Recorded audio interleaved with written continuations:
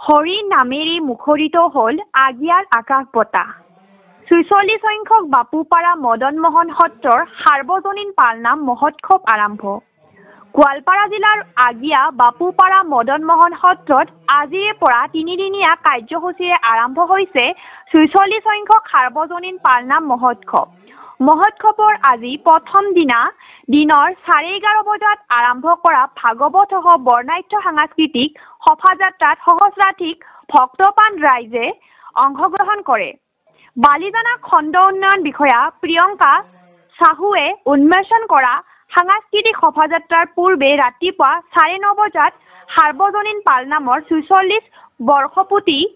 উপলক্ষে ৪৬খন ধৰ্মীয় পতাকা উত্তোলন কৰে অঞ্চলটোৰ বিশিষ্ট ব্যক্তিসকলে। ৰাতিপুৱা 10:30 বজাত বিশিষ্ট সমাজকৰ্মী পুৰন্দৰ ৰাভা, গোৱালপাৰা জিলা ক্ৰীড়া সন্থাৰ সম্পাদক আব্দুল ৰহিম জিব্ৰানকে ধৰি কেইবাগৰাকী বিশিষ্ট ব্যক্তিয়ে বৃক্ষৰোপণ কৰে। 10:45 বজাত নাম দলৰ শিবিৰ মুকলি কৰে অসম অনুসূচিত জাতি পৰিষদৰ উপসভাপতি চক্ৰধৰ দাসে। দিনৰ 11 বজাত স্মৃতি গ্ৰন্থ সুহিত উন্মোচন কৰে গোৱালপাৰাৰ পশ্চিম সমষ্টিৰ সমজিলা আয়ুক্ত ঋতুত্তম বৰাই। উন্মোচনী সভাৰ প্ৰাক মুহূৰ্তত অৱসৰপ্ৰাপ্ত শিক্ষক নাৰায়ণ কলিতাই ৰচনা কৰা বাপুপাৰা মদন মোহন সত্ৰ শীৰ্ষক সমবেশ সংগীত পৰিৱেশন কৰে স্থানীয় শিল্পীসকলে। পালনামৰ সৈতে সংগতি ৰাখি ৰাভা হাছঙৰ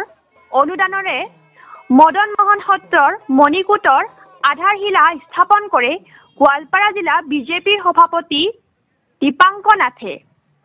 আবেলি 5 বজাত কণ ছাত্ৰ-ছাত্ৰীসকলৰ মাজত ছবি অঁকা, কবিতা আবৃত্তি আৰু ভেকচন প্ৰতিযোগিতা অনুষ্ঠিত হয়। সন্ধিয়া 6 বজাত সন্ধিয়াৰ প্ৰসংগ আৰু পালনামৰ অধিভাগ আৰম্ভ কৰা হয়। এই সন্দৰ্ভত আমাৰ এক প্ৰতিবেদন।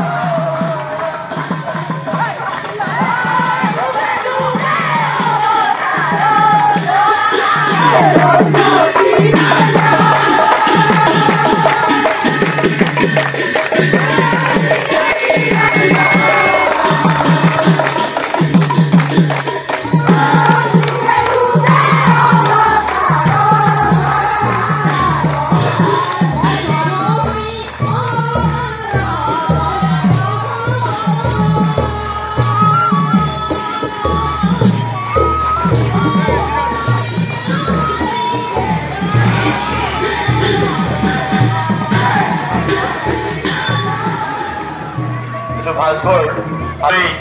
আধাৰ স্থাপন কৰাৰ কাৰণে নিৰ্বাচন কৰিছিলে। যিহেতু আগতীয়াকৈ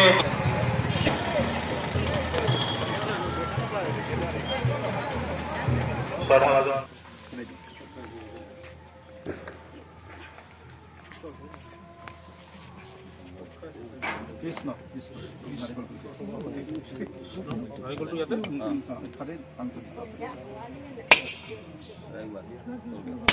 Krishna Hare Hare Ram Krishna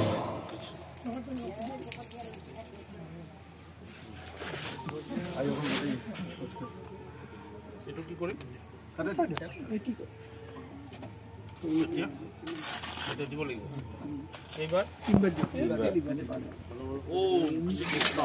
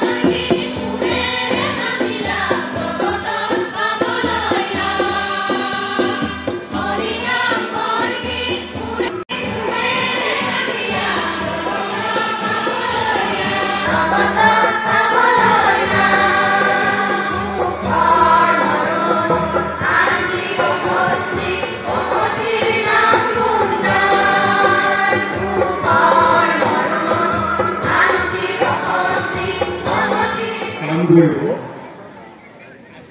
গুৰুজনাৰ এখন নামধৰ্ম এই প্ৰচাৰ আৰু প্ৰসাৰ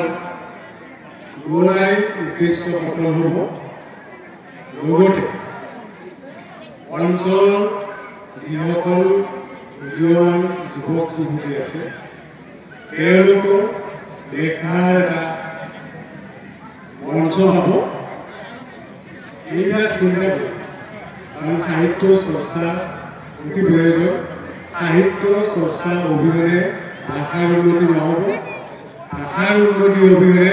সংস্কৃতিৰ উন্নতি নহ'ব এই কথা চিন্তা কৰি আমি সম্পাদনা সমিতিয়ে এই পুহিত মুখপত্ৰ হিচাপে প্ৰয়োগ কৰা হৈছে আৰু আমাৰ কিছু সীমাও থাকে এই পৰিসীমাৰ মাজত কৰা হৈছে আৰু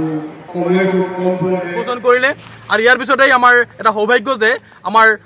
ৰাভা হাজং স্বায়ত্তশাসিত পৰিষদৰ ফালৰ পৰা 5 লাখ টকা আমাৰ অনুদান দিছিলে ভাস্কৰটো নিৰ্মাণৰ বাবে আৰু সেই ভাস্কৰটো আজিৰ লগত সংগতি ৰাখি আমি উদ্বোধন কৰিলোঁ আৰু এইটোত আমাৰ গোৱালপাৰা বিজেপিৰ সন্মানীয় সভাপতি জিলা সভাপতি মাননীয় শ্ৰীযুত দীপাংকৰ নাথ ডাঙৰীয়াই আধাৰশিলা স্থাপন কৰিলে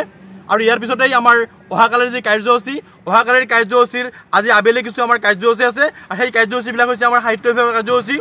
ভেকশ্যন প্ৰতিযোগিতা কবিতা আবৃত্তি চিত্ৰাংকন প্ৰতিযোগিতা আৰু মূল যি পালনামৰ অধিবাস আমাৰ সন্ধিয়া ঠিক 6 বজাৰ লগে লগে মূল পালনামৰ আজি অধিবাস হ'ব আৰু অহাকালি ঠিক ব্ৰহ্ম মুহূৰ্তৰ পৰাই আমাৰ যি 24 যুগল পটল ইতিমধ্যে হ'ব সেইটো আমাৰ আৰম্ভ হ'ব আৰু আইসকলৰ বহা নাম 10 বজাৰ পৰা আৰম্ভ হ'ব অহাকালি আৰু সেইটো আমাৰ 2 বজালৈকে চলিব তাৰ পিছত আমাৰ থিয় নামৰ আৰম্ভ হ'ব অখণ্ড থিয় নাম আৰম্ভ হ'ব তাৰ পিছৰ দিনাখন সামৰণি পৰিব আৰু সামৰণি পৰিব 1 তাৰিখে ৰাতিপুৱা 5 বজাত আৰু সামৰণি পৰাৰ পিছতেই আমাৰ নগৰ পৰিভ্ৰমণ কৰা হ'ব নগৰ পৰিভ্ৰমণৰ পিছতেই আমাৰ প্ৰসাদ বিতৰণ হয় আৰু প্ৰসাদ বিতৰণৰ পিছত যিসকল ভকত আহে সেই ভকতসকলক আমি সম্ভাষণ জনাওঁ এইটো আমাৰ পৰম্পৰা চলি আহিছে সেইটো আমি অটুট ৰাখিছোঁ আৰু আজি এইখিনিতে আপোনালোক জনাবলৈ সুখী হ'ম যে আমি সুদূৰ শিৱসাগৰৰ পৰা আমি গুৰু আনিছোঁ 3জন তেওঁলোকৰ দ্বাৰা ভাওনা ইতিমধ্যে আমি স্থানীয়ভাৱে আমি শিকিছোঁ আৰু সেই ভাওনাখন আমি প্ৰদৰ্শন কৰা হ'ব 1 তাৰিখে সন্ধিয়া 6 বজাত গতিকে এইলৈ আমাৰ সমূহ কাৰ্যসূচী আমি সমাপন কৰিম গতিকে আপোনালোকৰ সহায় সহযোগিতা আমি কামনা কৰিছোঁ প্ৰতিজন ব্যক্তিকে আমি এই ক্ষেত্ৰত অংশগ্ৰহণ কৰাটো কামনা কৰিছোঁ আমাৰ ইতিমধ্যে আমি 8টা নামৰ দল নিমন্ত্ৰণ কৰিছোঁ আমাৰ দক্ষিণ পাৰ আৰু উত্তৰ পাৰ মিলি 8টা নামৰ দল আমাৰ আছে এই 8টা নামৰ দলেই ইয়াতে অহাকালি ঠিক 3-4 বজাৰ পৰা আহি ইয়াতে সমবেত হ'ব আৰু তেওঁলোকে অখণ্ডভাৱে ইয়াত নাম পৰিৱেশন কৰিব পিছৰ দিনাখন অৰ্থাৎ 1 তাৰিখে সমাপন কৰিব নাম তেওঁলোকক